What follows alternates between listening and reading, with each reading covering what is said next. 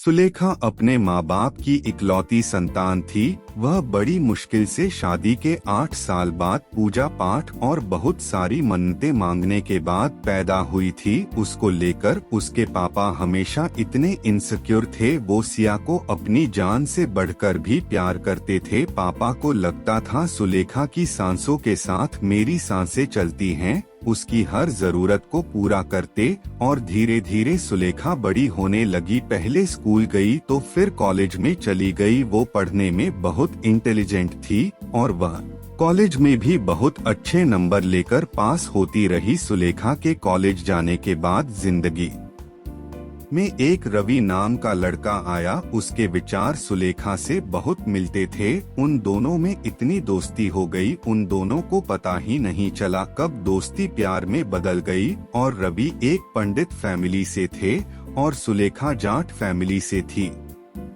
पर सुलेखा को ये बात बहुत अच्छे से पता थी कि पापा लव मैरिज के बहुत खिलाफ है। सुलेखा अपने पापा इस नेचर को बहुत अच्छे से जानती थी। उसको पता था मेरे पापा इस बात को कभी भी पसंद नहीं कर सकते। सुलेखा के पापा को यह बात बिल्कुल भी पसंद नहीं थी कि मेरी बेटी इंटरकास्ट लड़के के साथ शादी करे। सिया को पता था क्योंकि उसने अपने पापा को बचपन से ही इस बात के खिलाफ बोलते हुए देखा था। अब सुलेखा इस कशमकश में थी। एक तरफ पापा थे और एक तरफ उसका प्यार। सुलेखा ने जब सारी बात पापा को बताई तो पापा ने एक ही जवाब था कि रवि के साथ शादी तो मेरे साथ रिश्ता खत्म। अब सुलेखा को प्यार और पापा में से एक रिश्ता चुनना था। सुलेखा अपने पापा को कभी भी दुखी नहीं देख सकती थी।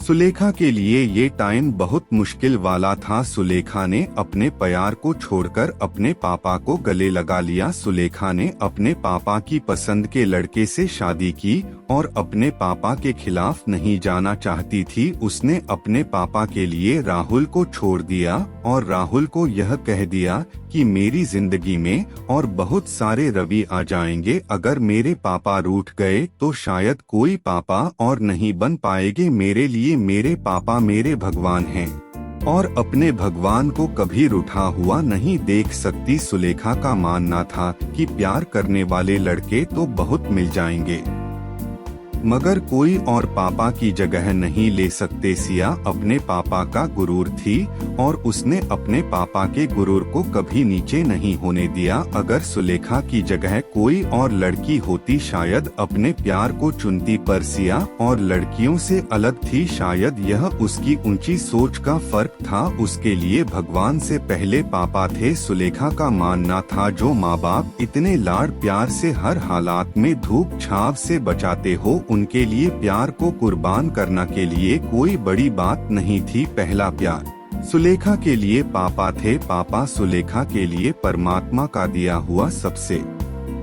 कीमती गिफ्ट थे। पापा को दुखी कैसे कर सकती हूँ? अगर पापा दुखी है तो मैं कभी खुश नहीं रह सकती, ऐसा मानना था सिया का। नहीं तो आजकल की लड़कियाँ अपने माँ बाप को छोड़कर दूर कहीं ऐसे लड़के के साथ जाना पसंद करेंगी जिसे वो अच्छे से जानती भी नहीं। और सिया ने अपने पापा के लिए सच्चे प्यार को छोड़ दिया। प्यार करने वाले लड़के तो बहुत मिल जाएंगे पर माँ बाप कभी दुनिया में कोई नहीं बन सकता। वरना आजकल की लड़कियाँ सिर्फ प्यार में अंधी होकर अपनी लाइफ खराब कर लेती हैं। मेरी इस कहानी से आपको यह शिक्षा मिलती है कि प्यार सब कुछ नहीं होता। माँ बाप से बढ़कर किसी और का प्यार इतना कीमती नहीं हो सकता।